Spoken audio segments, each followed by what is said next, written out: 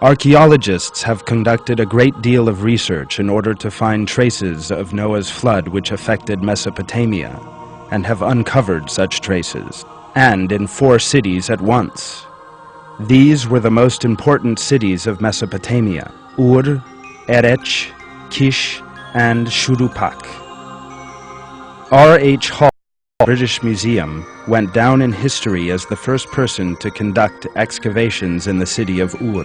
Leonard Woolley, who took it upon himself to carry on with excavations after Hall, also supervised an excavation jointly organized by the British Museum and the University of Pennsylvania.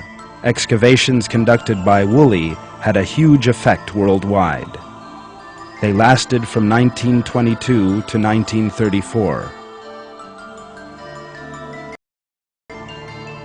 And took place in the middle of the desert between Baghdad and the Persian Gulf.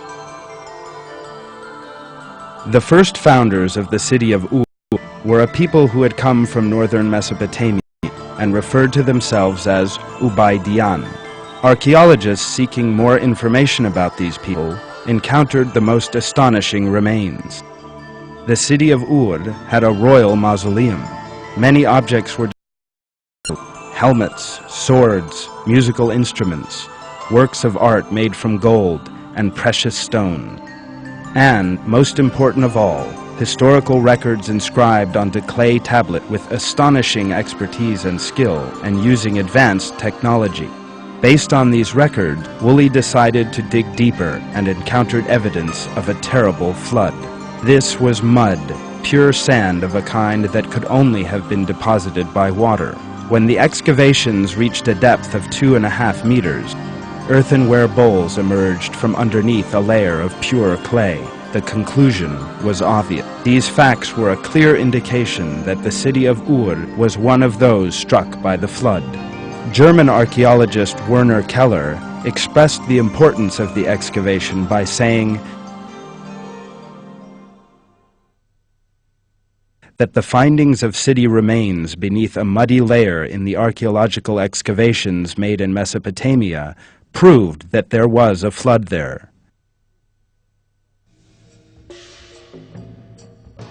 Research continued in another Mesopotamian city, today known as Tal al-Sumerian.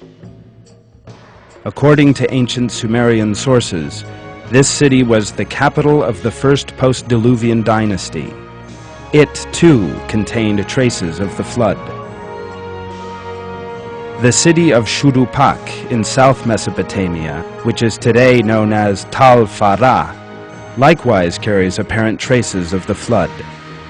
Archaeological studies in this city were headed by Eric Schmidt from the University of Pennsylvania between 1920 and 1930. Traces of a civilization flourished in the region 1000 and 2000 BC were found in these excavations. It appeared from the cuneiform inscriptions that the people of the region were culturally quite advanced. The main point is that a terrible flood was seen to have occurred in this city around 3000 to 2900 BC.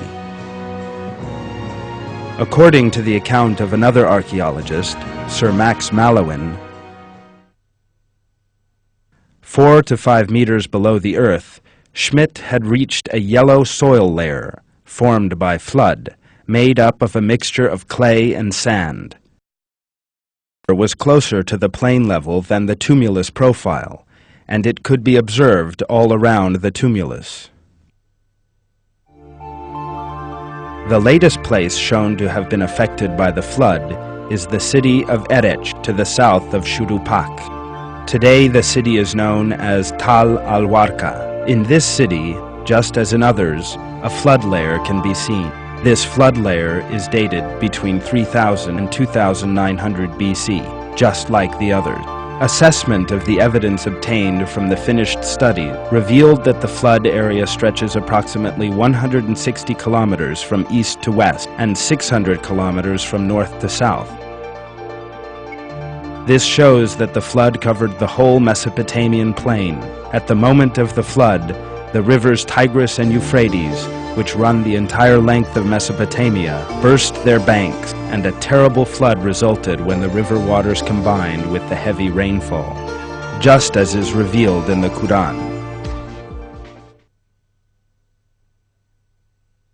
So we opened the gates of heaven, with water pouring forth, and we caused the earth to gush forth with springs, so the waters met and rose to the extent decreed.